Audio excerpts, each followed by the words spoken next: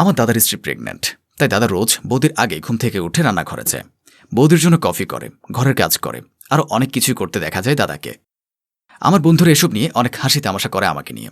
ওদের ধারণা আমার দাদা বউয়ের গোলামি করে, দাদার মধ্যে পুরুষত্ব নেই। যদিও আমার এগুলো শুনতে খারাপ লাগে, কিন্তু দাদাকে কিছু বলতে গেলে সে আমাকে নানা যুক্তি দিয়ে চুপ করিয়ে রাখে। ইদানিং দেখছি ঘরের কাজগুলো করতে গিয়ে দাদার অফিসে যেতে লেট হচ্ছে। দাদা আর আমি একই অফিসে কাজ করি, তাই আমি জানি এখানে 10 মিনিট লেট করার জন্য বেতন কাটা যায়। খুব খারাপ লাগছিল দাদার এই আচরণ দেখে। আমি অফিসে যাওয়ার আগে রান্নাঘরে উকি দিয়ে দেখলাম দাদা রুটি তরকারি বানাচ্ছে, কপালের ঘা মুছতে মুছতে কাজ করছে। এর আগে দাদাকে রান্নাঘরে কখনো ঢুকতে দেখিনি।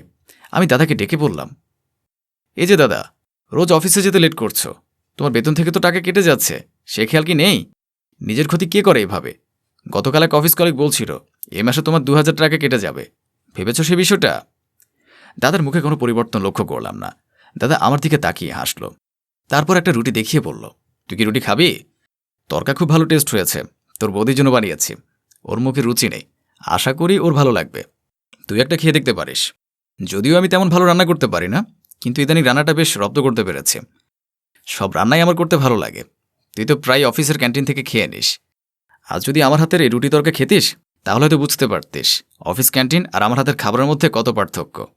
বাড়ির খাবার তো বাড়ির খাবারই হয়। আমি রান্নাঘরের সামনে দাঁড়িয়ে বৌদির ঘরের দিকে উকি মারছিলাম।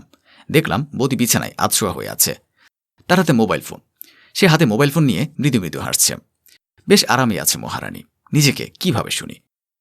এইভাবে শ্বশুরবাড়িতে থাকার সুযোগ পাই কে? বিরক্ত লাগছিল আমার সব বিষয়গুলো। দাদার দিকে তাকিয়ে বললাম, আচ্ছা দাদা, বৌদি কি রাতে পারে না? দাদা আবারও হেসে বললেন, রাতে পারে না তা না, রাতে দেই না। আগুনের কাছে গেলে আঁচ লাগে তো কষ্ট হয়, আর আমি চাই না এই সমস্ত সময়ে তাকে কষ্ট দিতে। আর তাছাড়া সামান্য তো কাজ, এইটুকুর জন্য তাকে ব্যস্ত করা কেন? তুই অফিসে যা, আমি 10 মিনিট পর যাচ্ছি, তো দেরি হয়ে যাচ্ছে। আমি দাদাকে বোঝানোর চেষ্টা করেও যেন ব্যর্থ হচ্ছে। সে চোখে একটা ঠুলি পড়ে আছে। এই প্রথম কোনো পুরুষ মানুষকে এভাবে আচরণ করতে দেখলাম। হঠাৎ খেয়াল হলো আমার পেছনে কেউ একজন দাঁড়িয়ে আছে। আমি পেছনে তাকাতেই দেখলাম বৌদি চুপি চুপি উঠে এসে আমার ঠিক পেছনে দাঁড়িয়ে আছে। আমি একটু চমকে উঠলাম, তারপর বললাম, তুমি কখন এলে বিছানা থেকে? শরীর কেমন আছে এখন? বৌদি আমার কথার উত্তরে বলল, তোমার দাদা তো আমাকে যত্নে মুড়ে রেখেছে, আমি কি খারাপ থাকতে পারি? খুবই ভালো আছি, কিন্তু আমি শুনলাম তোমার দাদার নাকি অফিসের বেতন কাটা যাবে, আমার খেয়াল রাখার জন্য। তোমার দাদাকে একটু বোঝাও না, সেজন্য আমার জন্য এভাবে অফিস কামাই না করে।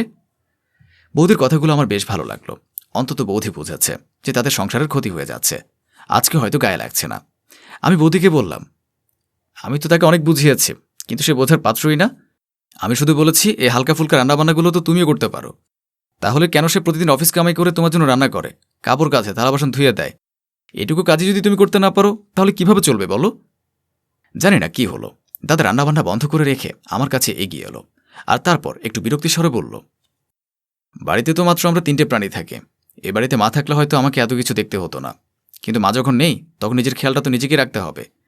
আর তাছাড়া ডাক্তার বলেছে তোর বৌদির জন্য পুরো বিশ্রামের প্রয়োজন, সে যেন ভারী কোনো কাজ না করে, তাই আমি নিজের ইচ্ছাতেই কাজগুলো করে দিয়ে যায়। হোক না আমার অফিসের কামাই, একটু বেতন কাটা, কিন্তু আগামী দিনটা তো আমার সুখকর হবে। আর তাছাড়া বাচ্চারা তো আমারই, আমার বাচ্চার খেয়াল যদি আমি না রাখি তাহলে কে রাখবে? আমি তর্ক না করে বাড়ি থেকে বের হয়ে গেলাম, কারণ ঘড়ির দিকে তাকিয়ে দেখি আমার অফিসের সময় হয়ে গেছে। এরপরে লেট করলে আমারও হয়তো দাদার মতো বেতন কাটা যাবে। আমার বাড়ি ফিরতে বেশ লেট হয়ে গেল। আজকে দাদা অফিসে যায়নি, এর কারণ আমি বুঝতে পারলাম না। এতদিন চাইবে অফিসে দেখা হতো, দুজনের কথাবার্তা হতো। আজকে বোধহয় দাদা আমার কথায় রাগ করেছে, তাই হয়তো অফিসে যাওয়াই বন্ধ করে দিয়েছে। আমি রুমে যাওয়ার আগে ডাইনিং টেবিলের দিকে তাকিয়ে দেখলাম সেখানে বৌদি বসে আছে, আর দাদা বৌদিকে নিজের হাতে খাবার খাইয়ে দিচ্ছে। পাশে আমার ছোট বোন সীমাও বসে আছে। ও কখন এ বাড়িতে এসেছে তা আমি জানি না। ওকে আমি জিজ্ঞেস করলাম, কী রে সীমা, তুই কখন এলি? তুই আসবি বললি না যে? একবার তো ফোন করলে আমি গাড়ি পাঠিয়ে দিতাম। সীমা আমার দিকে ঘুরে বলল, তুই অফিস থেকে চলে এসেছিস? এই তো আমি আজ শপিং করতে এদিকে এসেছিলাম, তাই ভাবলাম একবার তোদের বাড়ি থেকে ঘুরে যাই।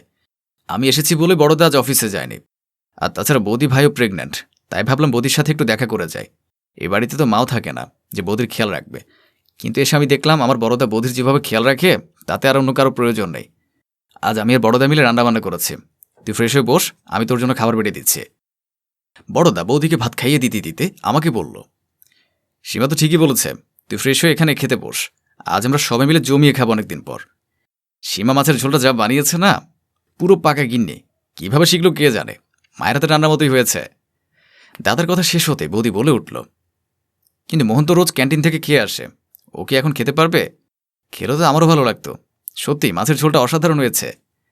আমি ওদের তিনজনকে আশ্বস্ত করে বললাম, ঠিক আছে, আমি খেতে বসছি। আজকে আমার ক্যান্টিনে খাওয়ার সময় ছিল না, কারণ দাদা সারাদিন অফিসে যায়নি। ওর ফোনে আমি অনেকবার রিং করেছি, কিন্তু ফোনও তোলেনি। চিন্তা হচ্ছিল, তাই না খেয়ে চলে এসেছি। আমি বাথরুম থেকে ফ্রেশ হয়ে ডাইনিং টেবিলে এসে বসলাম। সীমা আমার পাতে ভাত বেড়ে দিল। মাছের ঝোলটা মুখে দিয়ে অসাধারণ লাগলো।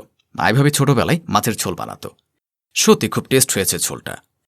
সীমাকে ক্রেডিট দিয়ে বললাম, শ্বশুরবাড়িতে গিয়ে যেন রাঁধুনি হয়ে গেছিস। এত সুন্দর রান্না হয়েছে যে মুখে লেগে থাকবে। কিন্তু পারলে তোর বড়দাকে একটু বোঝা, দিন দিন মানুষটা নিজের ক্ষতি করছে। অফিসে লেট করে যাওয়া কিংবা অফিস কামাই করা, এ দুটোর জন্য তাকে ভুগতে হবে। সীমা আমার দিকে তাকিয়ে বলল, নিজে তো বিয়ে করিসনি, তাই প্রিয়জনের ব্যথা কিভাবে বুঝবি?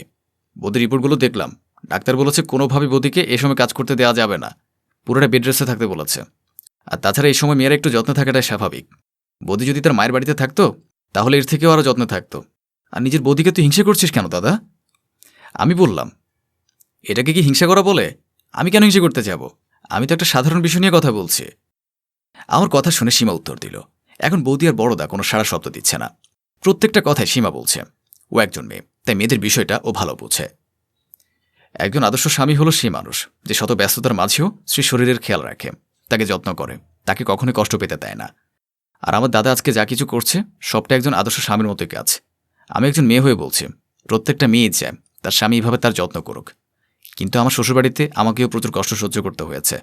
মুখে কিছু বলতে পারিনি, কারণ সেটা পরের ঘর ছিল। এখানে এসে দেখলাম শ্বশুরবাড়িতে এরকমই হওয়া উচিত, যেখানে স্বামী নিজের থেকেও বেশি খেয়াল রাখবে। এই জায়গায় আমি তাদেরকে 10-এ 10 দেব, কারণ ও যা করে দেখিয়েছে তা পৃথিবীর খুব কম সংখ্যক স্বামী করে দেখাতে পারে।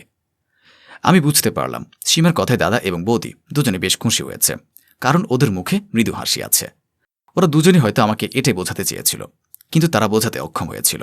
কিন্তু সীমা আমাদের ছোট বোন হয়েও আমাকে যা বুঝিয়ে দিয়েছে, আমি সত্যি এখন তা বুঝতে সক্ষম হয়েছি যে কেন দাদা প্রত্যেক দিন অফিস লেট করে আর নিজে রান্নাবান্না নিজে করে বৌদিকে খাইয়ে দেয়। আমি দাদাকে বললাম, আমি আজ বুঝতে পারলাম কেন তুমি বৌদির এত খেয়াল রাখো। পারলে আমায় ক্ষমা করো। সকালবেলা আমি তোমাকে অনেক আজে বাজে কথা শুনিয়েছি, এবং বন্ধুরা যখন আমাকে নিয়ে হাসি ঠাট্টা করে তখন আমি মনে মনে তোমাকে ভুল বুঝতাম। কিন্তু আমার ছোট বোন সীমা আজ আমার নিজের ভুলটা ভাঙিয়ে দিয়েছে। আমি যদি কখনো বিয়ে করি, আমি আমার স্ত্রীকে এভাবেই যত্নে রাখব, কারণ সেই মেয়েটা তার সংসার পরিবার ছেড়ে আমার কাছে এসে থাকবে। তাই তার সমস্ত দায়িত্ব কর্তব্য নেওয়ার দায় একমাত্র আমার। দাদা আমার দিকে তাকিয়ে হাসল আর বলল, অনেক সময় টাকা পয়সার থেকেও দায়িত্বটা বড় হয়ে ওঠে, আর তখন টাকা পয়সার কথা ভেবে আমরা পিছিয়ে যাই না। টাকা পয়সা আজ আছে তো কাল নেই। আজকে হয়তো আমার বেতন কাটা যাচ্ছে, কিন্তু কিছু বছর পর আমি আবার ঘুরে দাঁড়াবো। কিন্তু আজ যদি আমার স্ত্রীর কাছ থেকে মুখ ফিরিয়ে নেই, তাহলে হয়তো আমার সন্তানের ক্ষতি হবে। আর একজন আদর্শবান পিতা কখনো নিজের সন্তানের ক্ষতি চায় না। বৌদির দিকে তাকিয়ে বুঝলাম দাদার কথাগুলো শুনে বৌদির চোখের কোণাটা ভিজে গেছে। সত্যিই তাই, প্রত্যেকটা মেয়ে চায় তার স্বামী এরকমই হোক। বৌদি ঠোঁটের কোণে মৃদু হাসিটাও আমাকে বুঝিয়ে দিল, সুখী হওয়া হয়তো একেই বলে।